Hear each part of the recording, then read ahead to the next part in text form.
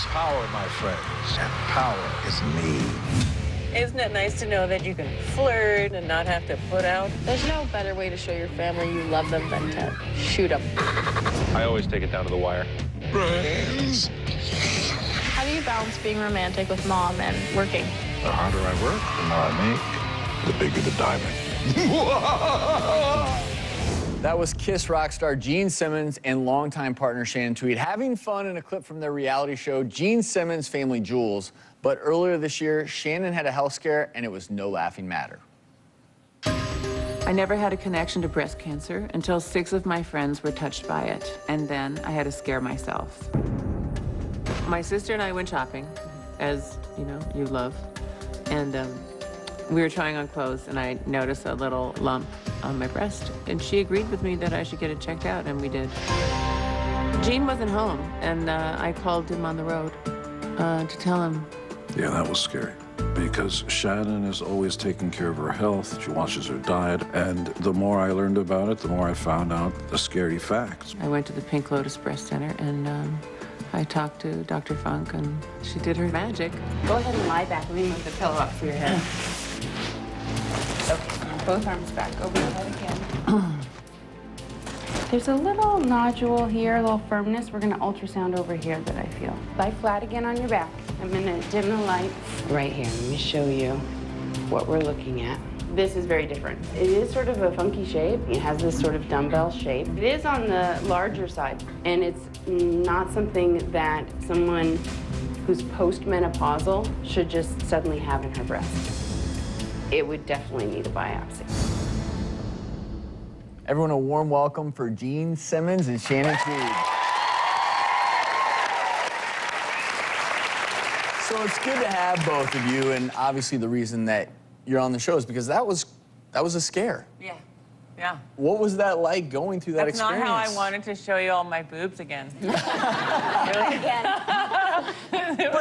But this is an important message for all the women at home watching. It doesn't leave anyone out. Breast cancer doesn't discriminate, and I wanted people to see what happens when you do pay attention and how you can, catch things early, and it's not as scary as you think.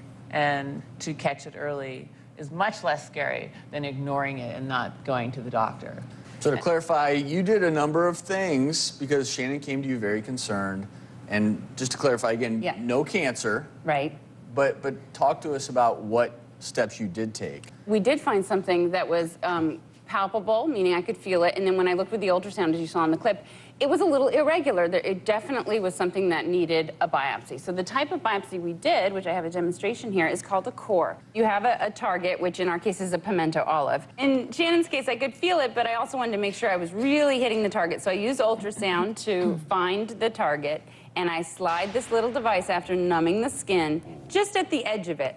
So on the count of 3, this will jump out and take a chunk the size of a grain of rice. 1, 2, 3.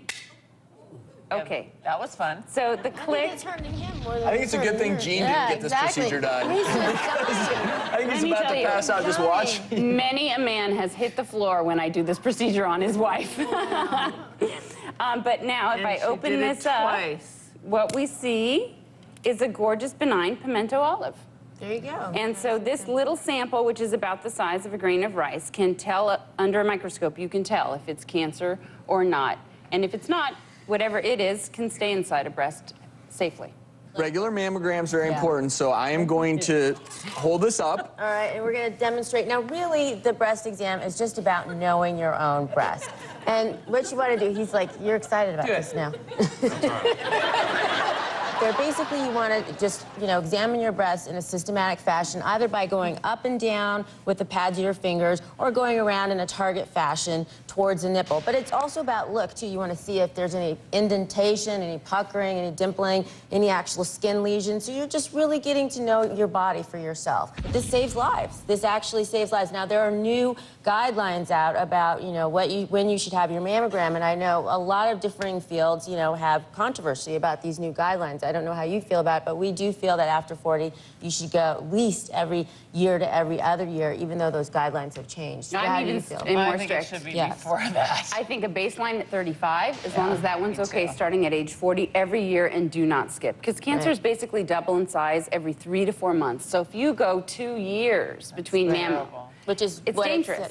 which is what they changed it to lengthen those times between. So I think actually, you know, what you're doing to help women who can't afford things, because that's how it's going to affect people, these new guidelines, is really important. Well, thank you. And Shannon participated in this. I just started a nonprofit this year called Pink Lotus Petals, and we provide free mammography screening, exams, biopsies, and then if cancer is found, the full care, surgery, radiation, chemo, in beautiful state-of-the-art facilities. Shannon, I'm proud to say, sponsored my very first event where we had women come for exams and ultrasounds, and Shannon and her daughter participated and funded it.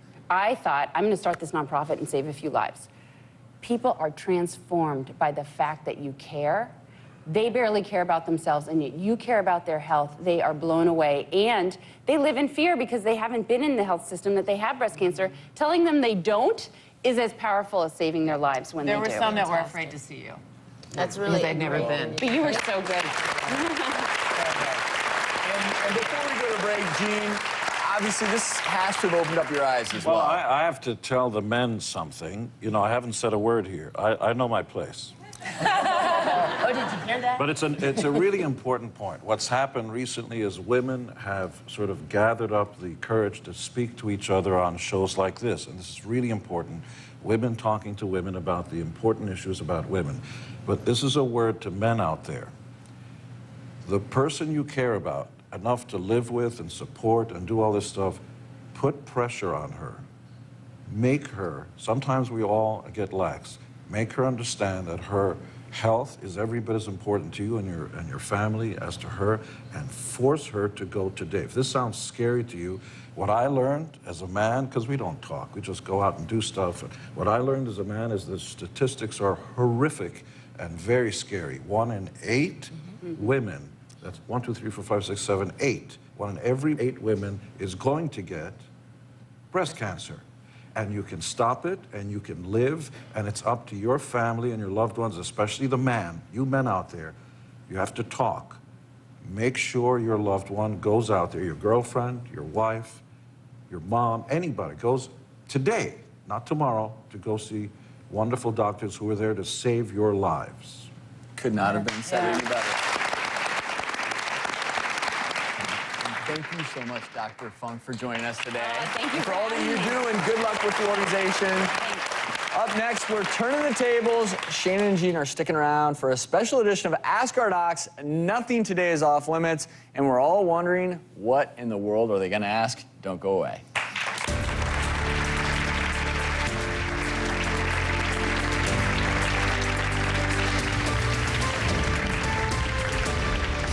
I saw a study that married couples live longer. Since I'm not married, and Wait a minute, we've been together it's been 26 years. Are we in trouble here, or what?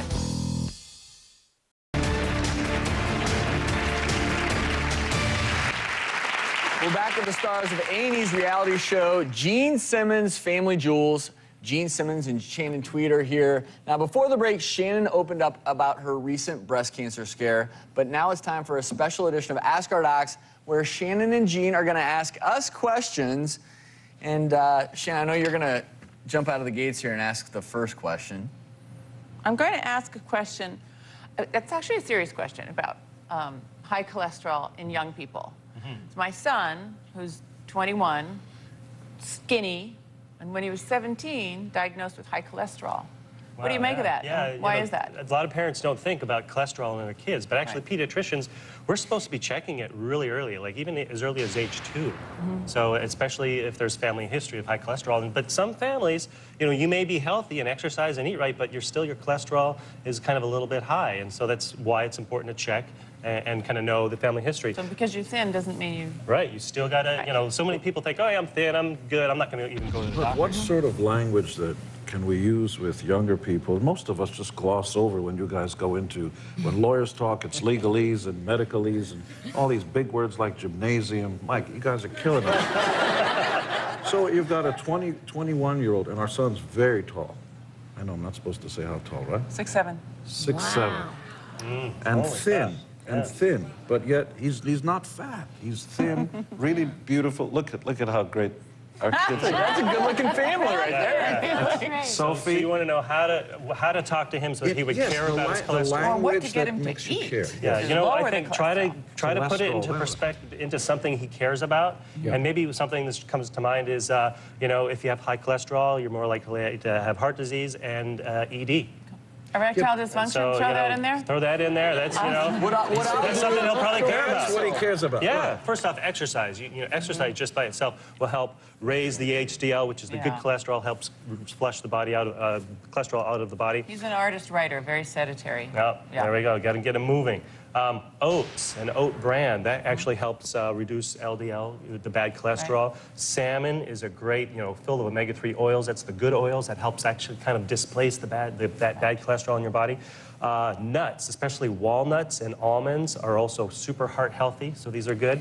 Olive oil is you know, people think oil is bad for you. You know, a lot of the oils are actually good for you, including olive oil. So, you know, salad dressing and things like that, try to use olive oil.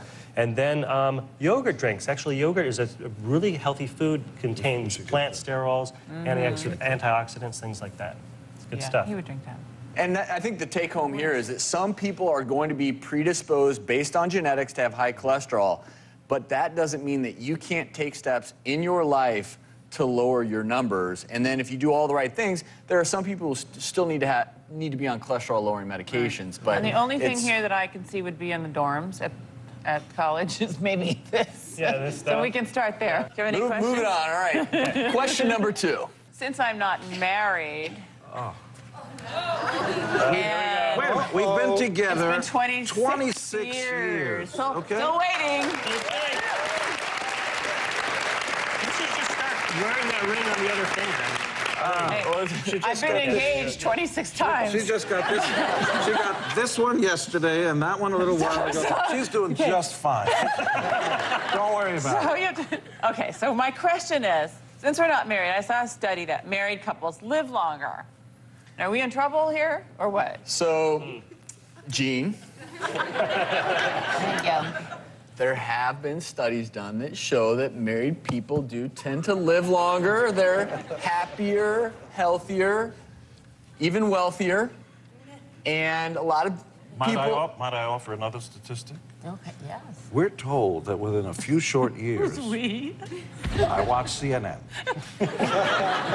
We're told that married couples get divorced and in a very short time, within a few years, and the same person you loved enough to get married and take a vow between God and family and everybody else is the person you wind up hating and going to court with and torturing, and sometimes, unfortunately, using the kids as weapons and back and forth.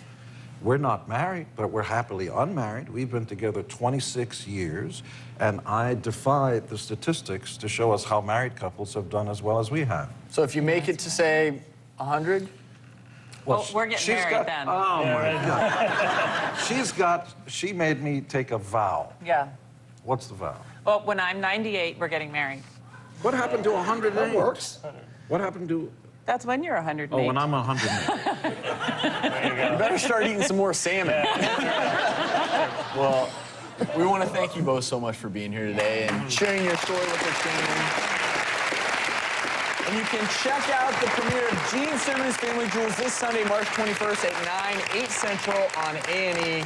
Coming up, you've seen them on the show before. Today, the triplets are back, but there is a new addition to the mix. Stay tuned as we meet the newest baby and answer some of the most common questions that we get all the time from both new and expectant moms.